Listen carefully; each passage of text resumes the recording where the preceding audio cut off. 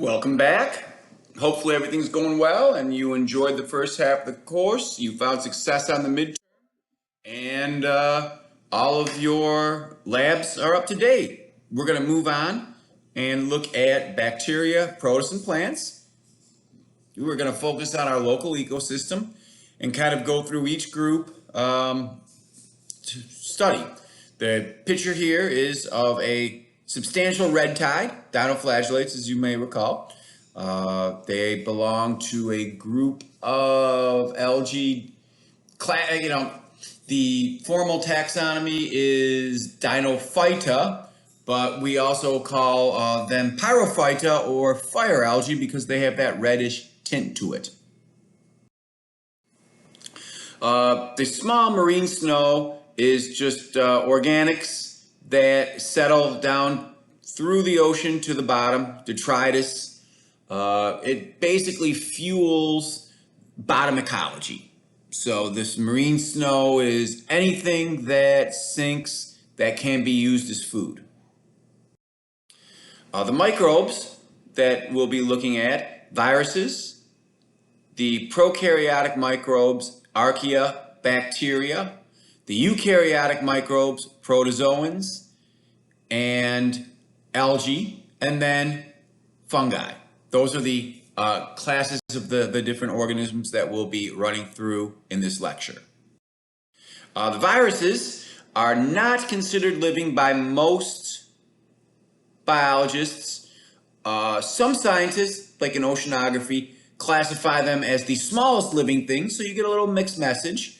I would think that this is the marine biology. We won't consider them independent living organisms, but they're parasites of living cells, and they invade a cell and take it over, basically. Archaea bacteria, the picture of a sinkhole above, remember their life processes produce acids, and this weak acid water dissolves limestone. So our sinkholes here in Florida, called karst topography, our soil bacteria, the archaea, help make sinkholes. So this karst topography is a limestone topography that dissolves in slightly acidic water. So our archaea that live in the soil acidify our water slightly, which leads to sinkholes. So archaea is a separate domain by most biologists. They have the prokaryotic cell structure, and they are known for living in extreme environments. The picture of the hot spring there with the archaea from Yellowstone is an extreme environment. They also live in super salty water like the Great Salt Lake, the Dead Sea, hypersaline. They live in methane-rich environments because they smell the swamp gas, human colon and mammalian colons in general. So that's the archaea. The eubacteria are a little more modern bacteria, evolutionarily like. The picture there is gram-positive. The stain sits in the cell wall there. You also have gram-negative, which won't stain. You can also classify them by shape, round, rod, and spiral. You can classify them whether they're heterotrophs or eutrophic. So trophic level, things like that. Some of the symbiotic bacteria produce light. So these light-producing organs on fish are actually bacteria-filled organs called photophores. The pufferfish has this bacteria living in its liver and bones, which makes it toxic. So the original zombie in voodoo culture was made from the ground powder of pufferfish, was actually from the bacteria that made this toxin. It's a neurotoxin that paralyzed people that believed to be zombies in voodoo medicine. That's where the whole zombie craze originally stems from, is the teratotoxin of the pufferfish. Fugu. Fugu is Sushi grade pufferfish, dangerous job cutting pufferfishes. The sushi chefs got to be very careful because the fugu can contain the poisons that can make that can kill you. Definitely, people that eat the fugu get numb face, tingles, so they get a little thrill. I wrote a song about it. I can't feel my face when I fugu. It was very popular a few years ago. Drum roll. All right, division cyanobacteria. Cyanobacteria are the cyan blue-green bacteria, used to be known blue-green algae, photosynthetic, fixed nitrogen, endosymbiosis. With that theory, we're looking at present-day chloroplasts coming from the cyanobacteria. Some specimens, Anabina and Oscillatoria, filamentous versus individual little cells. Those are under a light microscope. They fix nitrogen, like I said, ammonia or nitrogen gas converted to nitrate. Protists and kingdom Protista have a nucleus, plant-like, animal-like, and fungi-like. They are unicellular or colonial. Algae is your photosynthetic kingdom Protista. They don't have multicell reproductive organisms, so they're not considered plants. They produce up to 90% of the world's oxygen. They remove carbon dioxide from the air, so they're the lungs of our planet. They're the basis of most ocean food chains and most freshwater food chains. So they are the linchpin to marine life, the algae, the phytoplankton, and the macroalgae. The classification, you need to know cyanobacteria, the diatoms, Bacillophyta, the green algae, Chlorophyta. Take a look at Chrysophyta. We used to place diatoms in the chrysophytes because they're golden brown, but the diatoms we now place in the Bacillophyta. Dinophyta, dinoflagellates, also used to be called Pyrophyta. You got to know those. The coccoliths we'll talk a little bit about, but we won't really study them in depth. Phaeophytes, the brown algae, and the Rhodophyta, the red algae. So those are your groups of algae. Nerd like me took a whole graduate level class on algae called phycology. So I was a big student of algae back in my youth. Diatoms and dinoflagellates are pictured there from a typical microscope. The diatoms are, well, we loosely classify them by shape, centric and pennate, silica-based life form. Dinoflagellates, important dinoflagellates are the zooxanthellae that live in coral. So a lot of coral have algae living in their tissues. They also are free living, bioluminescent sometimes, red tides, others, toxic blooms. There's Carina brevis. You can see it's a light microscope image, looks like a little red blob. You can see the flagella in the scanning electron microscope image.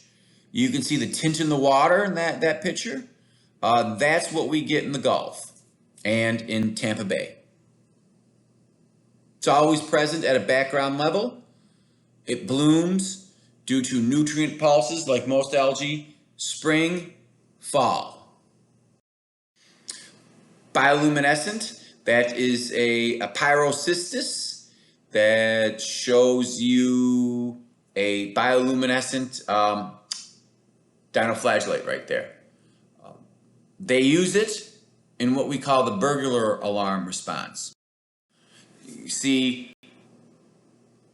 A copepod feeding on dinoflagellate shakes the water up. The dinoflagellate glows. This glowing attracts a bigger fish.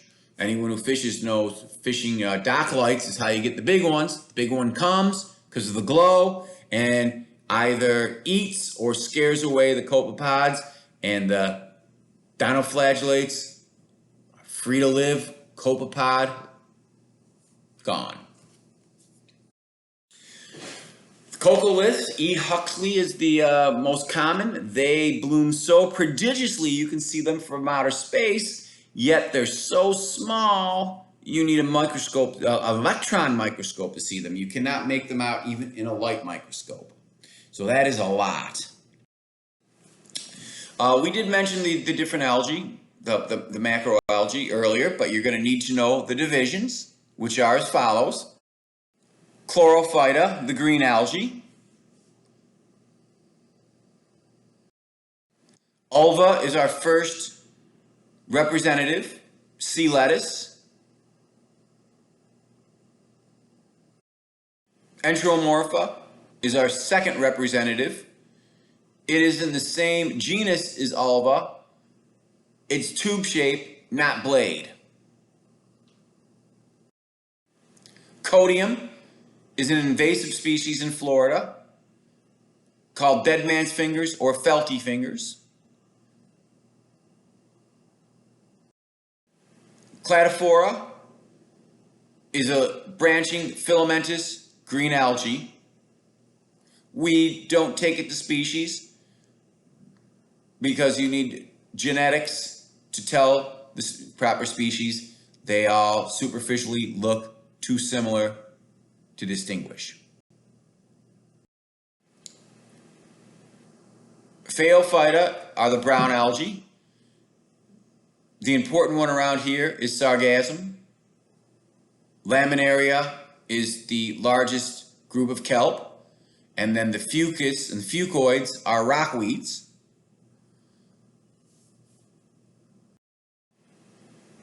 As I said, sargassum or gulfweed is the most important because of that huge floating mat that we have discussed a few times.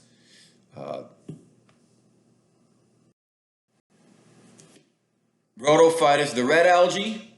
They are the most common and they are the most viable at depth because red light attenuates.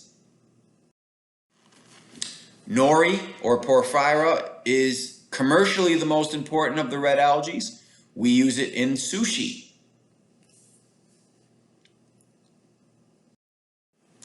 Corallina has a calcium-based skeleton, and it adds structure and holds together much of the world's coral reefs.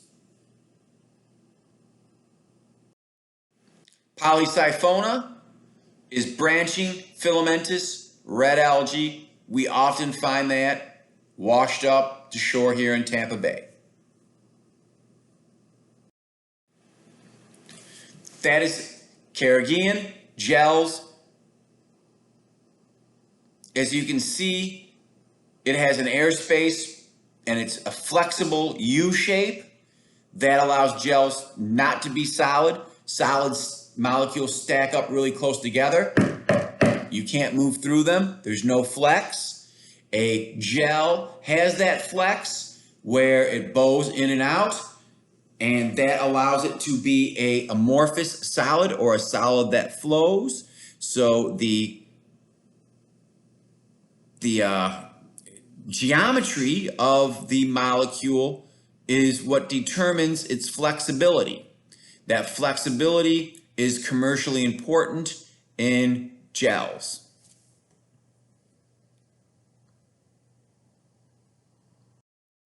Algal blooms, like we looked at, nutrient pulses and temperature, daylight cause its growth.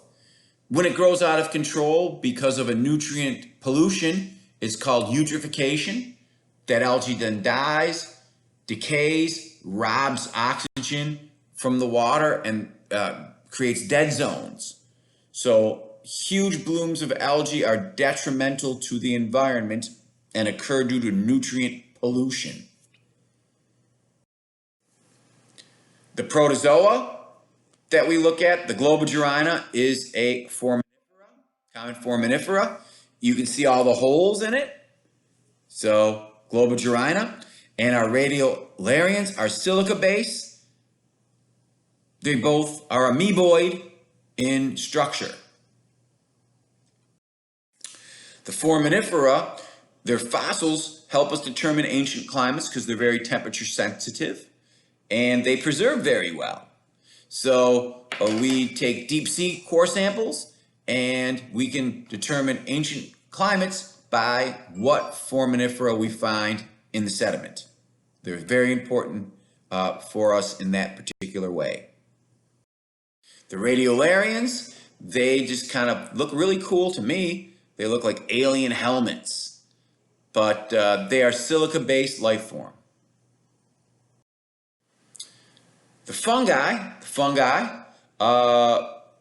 not as important in the marine environment outside of the lichens that we study.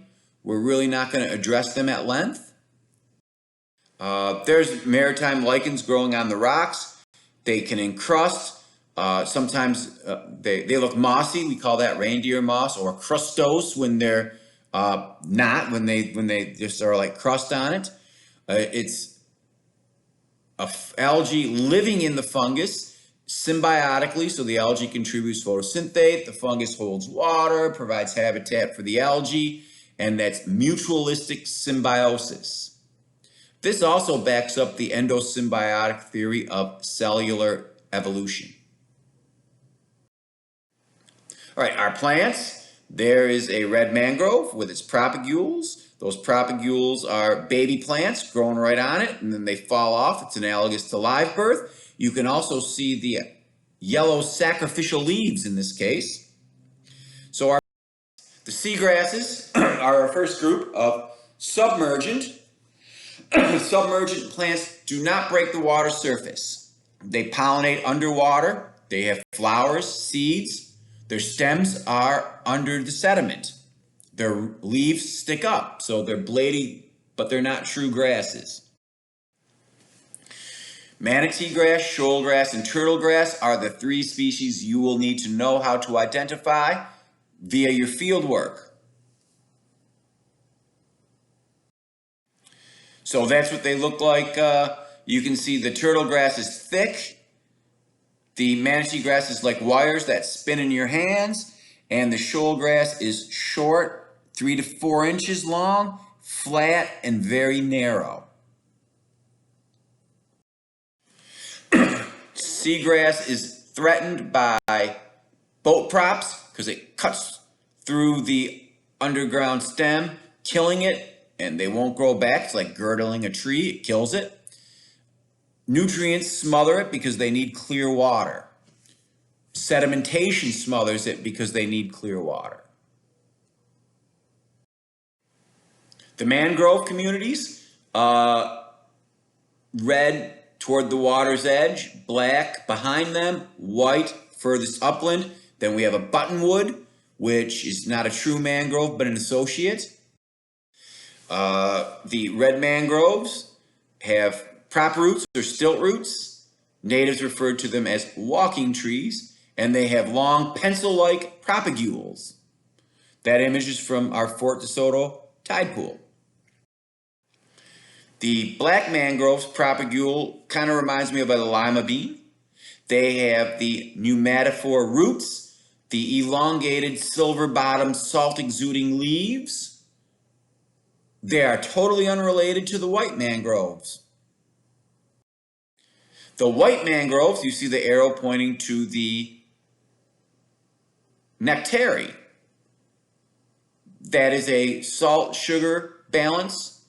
Thicker, paler, tattered leaves, a little more salt tolerant. That's why they're in the back, because the back doesn't get flushed daily, so the salt sits there for days until it gets another flush, so the furthest back. And then we mentioned the buttonwood mangrove, may or may not be a mangrove, same family as the white mangrove, associated because it doesn't actively exude salt like the true white mangrove. Spartina. Spartina is marsh grass, cold grass, cord grass. That is our salt marsh grass. There's different species up and down the coast of the United States. We have Spartina. That is the main salt marsh plant. It's an emergent grass. Our common dune plants are salt tolerant, but obviously they don't actively excrete salt. We have the sea oat, and below that I have a piece of an Australian pine, that is its seed. Above that, you got your palm. Dead center, we have a seaside purslane, a succulent, dune sunflower, railroad vine, sea grapes. Poison ivy, the cedar, that baby is Honeymoon Island. Prickly pear cactus.